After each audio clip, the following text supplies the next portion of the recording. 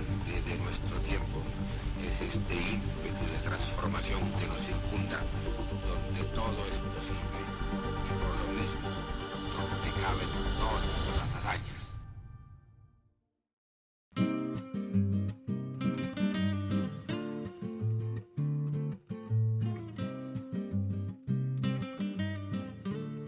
A su rebeldía, el haber sido un escritor de pluma fina, el haber sido un extraordinario lector, fue diplomático, traductor del inglés y del francés, de muchas de las obras que en ese momento estaban en boga en los diferentes países del mundo, porque pues él tuvo trascendencia internacional, fue poeta, prosista, novelista, humanista. Bernardo Arias Trujillo, lírico inmortal, gloria de las letras colombianas.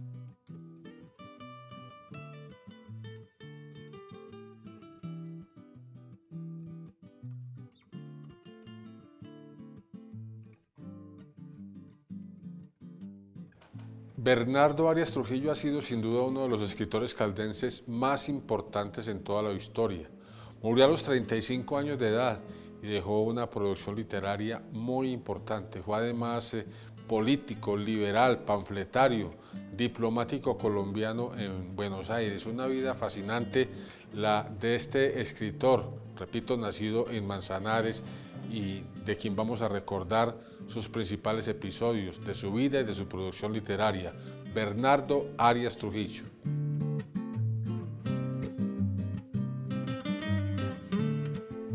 La capital de Caldas era una ciudad pequeña, con un poco más de 100.000 habitantes, y Arias Trujillo era una figura pública, objeto de atención en todos los círculos. Se tejían mitos sobre su vida privada y se había convertido en un personaje de leyenda. Bernardo Arias Trujillo nació en Manzanares en el año 1903. En el año 1903, Manzanares hace parte del norte del Tolima. Caldas no se ha creado. Lo que es ahora oriente de Caldas era norte del Tolima, Manzanares, Pensilvania, Marulanda, Samaná, junto con las poblaciones del norte del Tolima como Herveo, Fresno, Casabianca, Palo Cabildo, eran norte del Tolima. Y Marquetalia era un corregimiento, una vereda importante de Manzanares que tenía el nombre de Risaralda, hasta 1924 que se creó un municipio con el nombre de Núñez y se independizó de Manzanares. Entonces Manzanares, cuando nació Bernardo Arias Trujillo, apenas llevaba 4 décadas de haber sido erigido municipio. En el hogar conformado por José María Arias y Emilia Trujillo, prima hermana de mi papá. Ellos conformaron un hogar en el cual ese matrimonio tuvo 17 hijos. Bernardo fue el octavo de la familia y que sobresalió desde sus inicios en la escuela por su brillante inteligencia, por su capacidad de lectura increíble para un niño.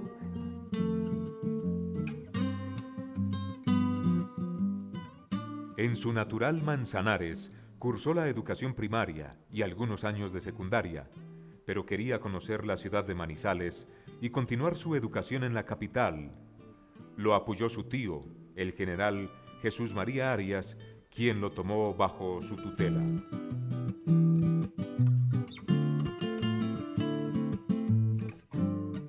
Jesús María Arias era una persona muy conservadora, muy tradicionalista, muy godo en el sentido extenso de la palabra, para la época y también para hoy. Pero fue el mecenas de Bernardo. Cuando Bernardo estaba a los 13, 14 años en Manzanares, aburrido porque no quería quedarse en ese pueblo y quería irse para Manizales, para el instituto universitario, para la escuela normal, su tío le dijo, yo le ayudo. Se lo trajo, lo sostuvo su tío aquí, entró a la normal departamental. Sí, de la normal de varones. Él se trasladó a la ciudad de Manizales precisamente para sus estudios secundarios, pero desafortunadamente no entendieron esa capacidad intelectual y lo expulsaron por su rebeldía, y luego se trasladó al Instituto Universitario de Caldas, donde realmente había pues un pensamiento un poco más liberal.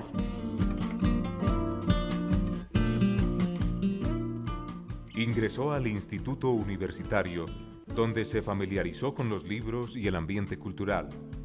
En 1918 ya pertenecía al círculo de Justiniano Macía y Aquilino Villegas, entre otras figuras públicas. Culminados los estudios en el colegio, viajó a Villahermosa, Tolima, donde vivía su familia.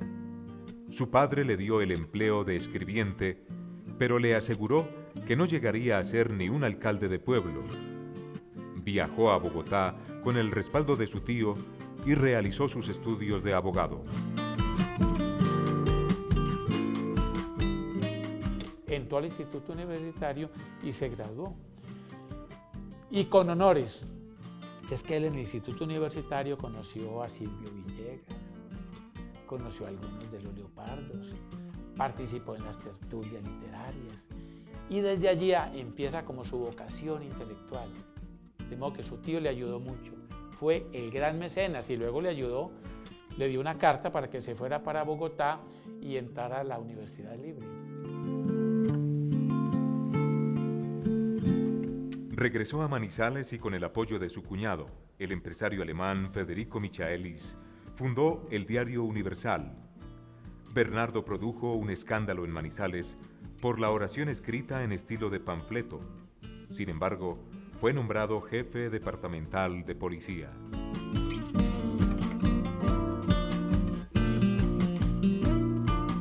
Hay otro aspecto de la vida política de Arias Trujillo muy importante, y es que él dirigió un periódico en Manizales que fue el Universal. Era un periódico liberal en donde él publicaba diario sus panfletos, su visión de la historia del país del momento.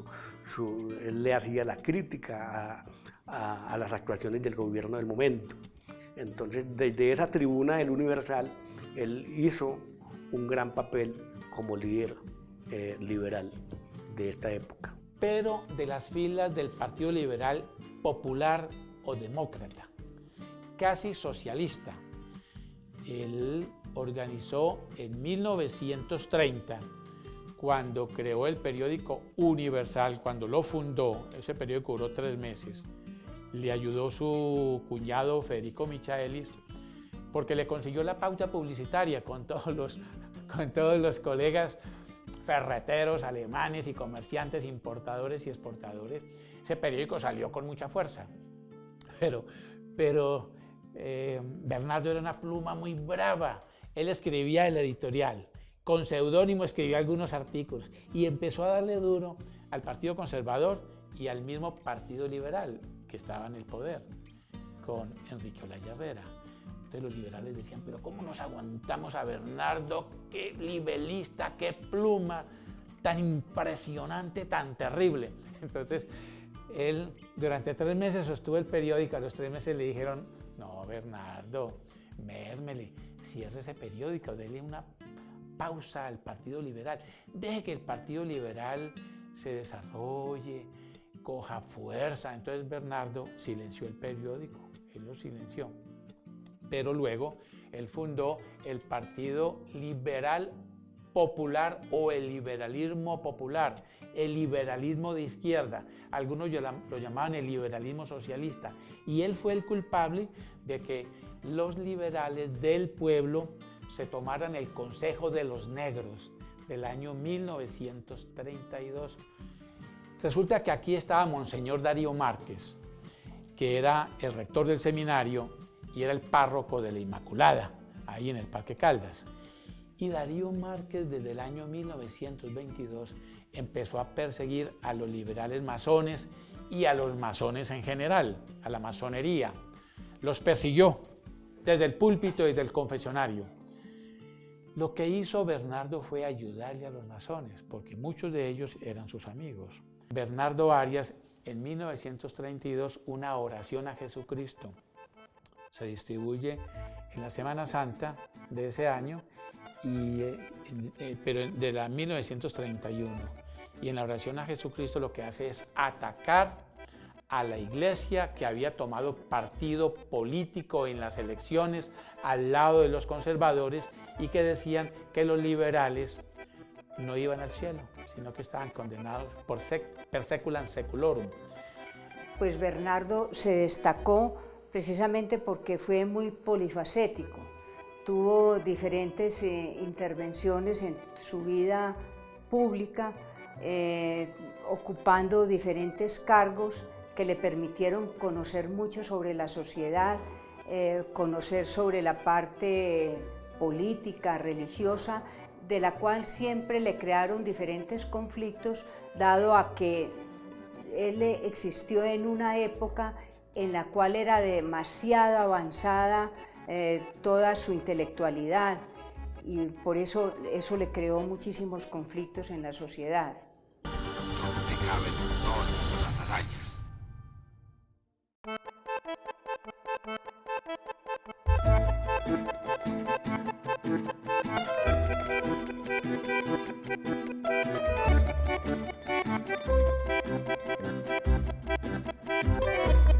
Bueno, Bernardo Arias Trujillo como escritor tuvo un proceso muy importante que generó para Caldas todo un movimiento fundacional de la literatura.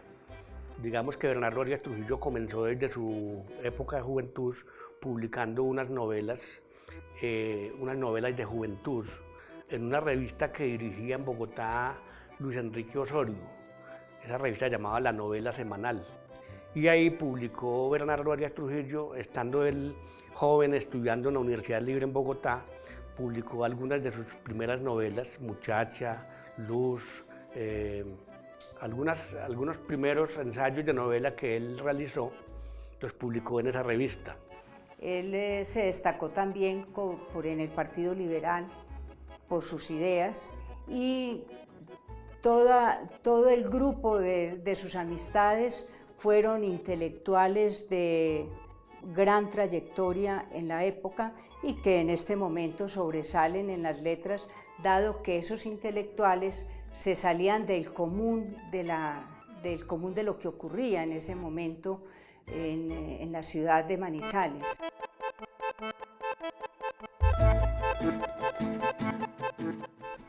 José Camacho Carreño, quien estaba de embajador en Buenos Aires, logró que nombraran a Arias Trujillo secretario ad honorem de la legación en Argentina. Ahí estaba Silvio Villegas, ahí estaba José Camacho Carreño, ahí estaba Fernando Londoño, es decir, había un grupo importante. Él se hizo amigo de José Camacho Carreño, y José Camacho Carreño es nombrado por el presidente Olaya Herrera, que fue el presidente que ganó las elecciones en el año 1930, nombra a José Camacho Carreño como embajador de Buenos Aires. Y José Camacho Carreño se lleva a Bernardo Arias Trujillo como secretario de la legación de Colombia en Buenos Aires, como secretario de la embajada, y esa es una gran oportunidad para Bernardo Arias Trujillo, porque él allí, en primer lugar, se pone en contacto con toda la clase, con toda la élite intelectual y política de la época. Porque Bernardo fue un tipo que no se aisló. Cuando uno lee hoy en día, los escritores dicen que Bernardo era muy aislado. Bernardo era callado, era en cierta forma tímido, escogía muy bien a sus amigos, pero tenía en todos los sectores amistades, en el liberalismo del pueblo, entre los conservadores del pueblo, entre los escritores del pueblo, escritores de las capas medias y escritores de la capa alta, tipo Silvio Villegas o Aquilino Villegas. De modo que era querido por todo el mundo, digamos, por todos estos escritores, debido a las relaciones, sobre todo al grupo de los leopardos. Bernardo se fue como agregado, como secretario ad hoc de la Embajada de Colombia en Buenos Aires. Llegó a Buenos Aires en junio de 1932 y aprovechó su cargo diplomático para relacionarse con la prensa. Vivió la ciudad cosmopolita. En Buenos Aires inició los escritos que lo consagrarían como figura gloriosa de la literatura colombiana. Más adelante, cuando él viaja a Buenos Aires y se pone en contacto con la clase intelectual de América Latina y de Europa, porque él se hizo conocido de Federico García Lorca, de Alfonso Reyes, de varios importantes embajadores e intelectuales de México, del Perú, de Ecuador, de Argentina. Entonces él comenzó a producir con un nivel de consagración mucho más importante. Como nadie lo conocía en Buenos Aires, escribió ese poema gay, Robin Nelson. Entonces, cuando aquí llegó Robin Nelson, dedicado a un muchacho, lo conocí una noche estando yo borracho de copas de champaña y sorbos de heroína. Era un pobre muchacho de lampa libertina, la gente se escandalizaba. Es que estamos hablando de 1932, era un escándalo. Y luego por Los Caminos de Sodoma, que es una novela autobiográfica. Es una obra también muy polémica, muy controvertida, porque el tema de la novela es el tema homoerótico. Entonces él se confesó, se reconoció públicamente como un homosexual, y entonces como tal escribe la novela y la publica en Buenos Aires, y obviamente era una época levítica, una época muy signada por la influencia religiosa, por la influencia católica. Entonces la sociedad de Manizales en ese momento obviamente veía la obra con malos ojos. Conoció a García Lorca, tuvo relación con la intelectualidad no solamente de Argentina, sino que él estuvo en Paraguay, él estuvo también en Montevideo, estuvo en Uruguay, conoció a mucha gente, aprendió a tomar licor fino, buen vino, champaña, ginebra y brandy, porque cuando se fue de aquí no tomaba sino aguardiente, tapetusa. Cuando regresa, sus amigos son de la élite, porque a él lo llamaban el Che, porque él tenía una entonación argentina, lo llamaban el Che, y porque ya vestía muy bien, un poquito descuidado el vestir, pero ropa fina, lo que llamamos hoy en día ropa de marca, con la corbata volteada hacia un lado, con la melena revuelta. Eso era él, pero cuando estaba reunido con los del pueblo, tipo Iván Cocharín, era aguardiente venteado, tapetusa y aguardiente amarillo de Manzanares. Regresó nuevamente a Manizales y ocupó diferentes cargos públicos, terminando pues su existencia siendo personero municipal de Manizales.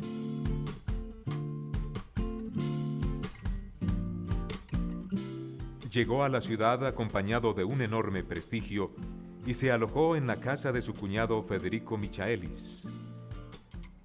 Llegó al periódico La Patria y empezó a publicar una serie de ensayos y novelas que lo consagraron en la región y en el país.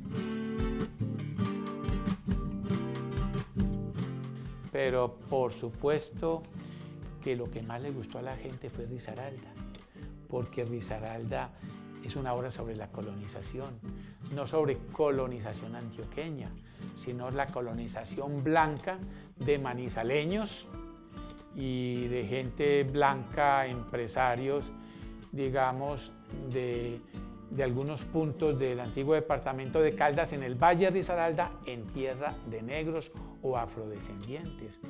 Fue de blancos contra afrodescendientes. Es muy bonito esto porque es una novela histórica, porque no se inventa nada, sino que es la realidad. En esa época, mi bisabuelo Francisco Jaramillo Ochoa había abierto unas tierras muy extensas en el Valle del Risaralda y había algunos de sus hijos involucrados. Y también Pacho Jaramillo Montoya, un hijo de él que era como medio intelectual, era amigo de Arias Trujillo y lo invitaba mucho allá. Entonces, pues allá el ambiente era de abrir tierras vírgenes, selvático, de pasiones. Y nosotros teníamos un tío muy buen mozo, Rafael Jaramillo Montoya. Entonces de Rafael se dice que se enamoró de una muchacha negra y que pues se la llevó y entonces ese fue un escándalo familiar. La mujer era muy bonita, fue un escándalo familiar.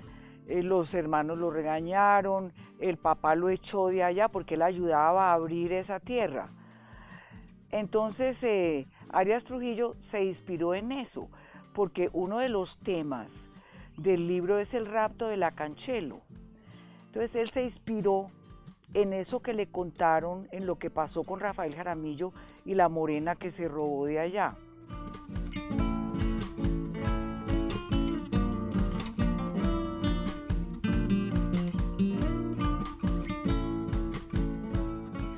Pero también escribió un libro que se llama Diccionario de Emociones, que es un conjunto de ensayos críticos y literarios sobre escritores, poetas, novelistas de América Latina y del mundo. Donde hay unos retablos bolivarianos, hay una prosa a su madre, hay una prosa muy linda, es una prosa muy pulida. Digamos, esos son tres de sus grandes obras. De modo que a través de la novela Risaralda y a través de la novela y de la obra Diccionario de Emociones, el hombre se consagró profundamente como escritor. Para mí la mejor obra de él es el libro de ensayos En carne viva, porque lo escribió cuando venía en el barquito desde Buenos Aires cuando salió por el mar pues, y llegó. Él escribió en alta mar, escribió en territorio extranjero. Una prosa contra el Partido Liberal, es muy buena porque pone el dedo en la llaga. A la vez que le generó mucha fama, mucha popularidad, también le generó muchas enemistades, mucha polémica, mucha controversia, porque en esa obra que se llama En carne viva, él, digamos que le hizo una crítica mordaz a toda la clase gobernante de la época.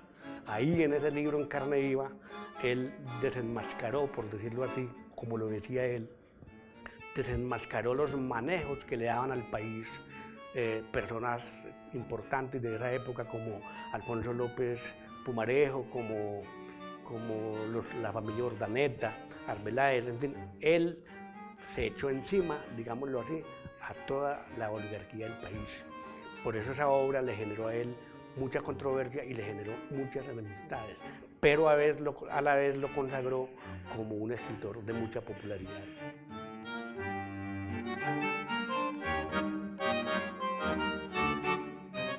A su muerte, a los 35 años de edad, el escritor caldense ya era gloria de las letras colombianas, por lo que cabría preguntarnos hasta dónde habría llegado si la muerte no le hubiera arrebatado la vida en su más preciosa edad.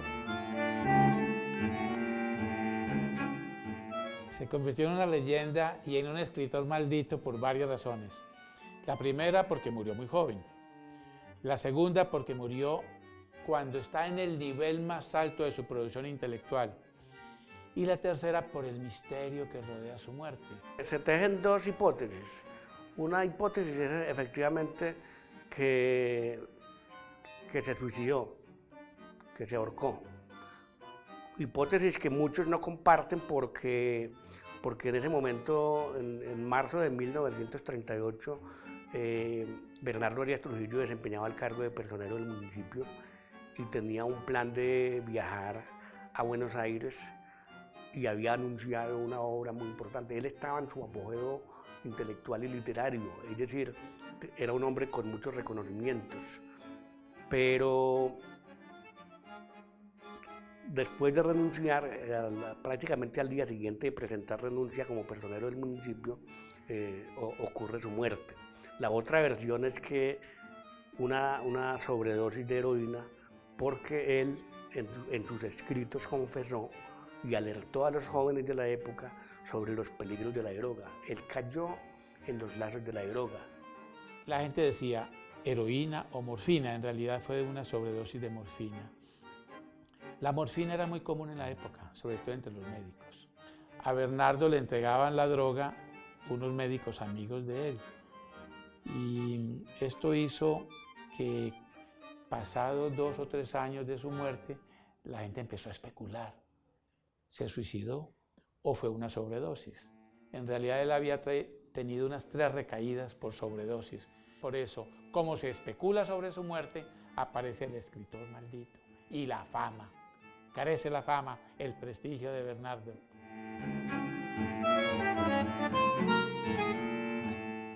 Bernardo Arias Trujillo, lírico inmortal, gloria de las letras colombianas. Lo podemos recordar gracias a todos los libros que él escribió, sabiendo que tuvo tan corta existencia, porque él murió en el año de 1938 a sus 34 años. Pues realmente uno queda totalmente asombrado en calidad de ciudadano, en calidad de persona que le gustan las letras y en calidad de familiar con mayor razón, saber uno que tuvo en sus ancestros personas tan meritorias literariamente en todo lo que él sobresalió, pues para uno es un orgullo familiar y personal el saber que tiene personas tan destacadas en las letras. Un personaje con pluma virulenta. Bernardo Arias Trujillo fue un libre pensador, un rebelde, un panfletario, un hombre que amó a la clase trabajadora del país, que quería una transformación social y política para el país. Yo lo califico como un precursor de las ideas de Jorge Eliezer Gaitán.